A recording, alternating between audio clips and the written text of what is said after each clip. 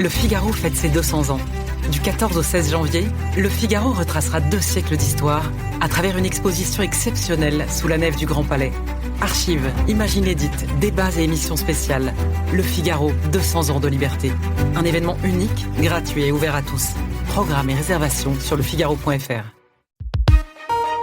L'éditorial du Figaro. Pax Trumpicana par Patrick Saint-Paul. À ceux qui en doutaient encore, Donald Trump vient d'envoyer un message fracassant. Avec une vive conscience du retour des empires, le chef de la Maison-Blanche réalise le premier coup d'éclat de son administration. Au grand festin des empires, son Amérique entend bien se tailler la part du lion. La page est tournée de la Pax Americana, d'une première puissance mondiale qui se voyait comme le phare du monde libre, le protecteur de l'Occident ou le garant de l'ordre mondial et de la légalité internationale. Il vient de poser le premier acte de la Pax Trumpicana. Fasciné par les hommes forts, il a voulu signer une entrée tonitruante dans leur club.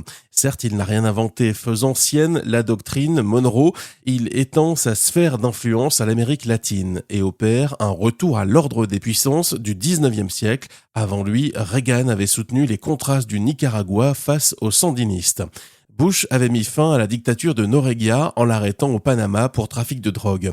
En se débarrassant de l'encombrant Nicolas Maduro, Trump fait la synthèse entre luttes idéologiques et anti-drogue. Car à ses yeux, le pays était un voyou dirigé par un dictateur communiste et narcotrafiquant. Hormis Jean-Luc Mélenchon, en France, personne ne pourra lui donner totalement tort. Fossoyeur de la démocratie, Maduro a fait la chasse aux opposants, ruiné son pays et poussé à l'exil des millions de Vénézuéliens. Mais Trump va plus loin. Dans son palais tropical kitsch à Mar-a-Lago, il se voit en César moderne, un prédateur anti-écologiste prêt à livrer à ses amis pétroliers les premières réserves d'or noir du monde. Aux Européens, il entend offrir une leçon. Quel meilleur moyen de lutter contre l'immigration que d'ouvrir la voie d'une remigration en Amérique latine, où il aura installé des dirigeants qui doivent tout à leur impérator. Son coup de force est un message à Cuba, à la Colombie, ainsi qu'à l'Iran, où le guide doit désormais prendre au sérieux ses menaces. Effet pervers, l'avertissement peut aussi apparaître à Vladimir Poutine et à Xi Jinping comme une autorisation à étendre leur règne sur leur arrière-cour en Ukraine, à Taïwan et ailleurs.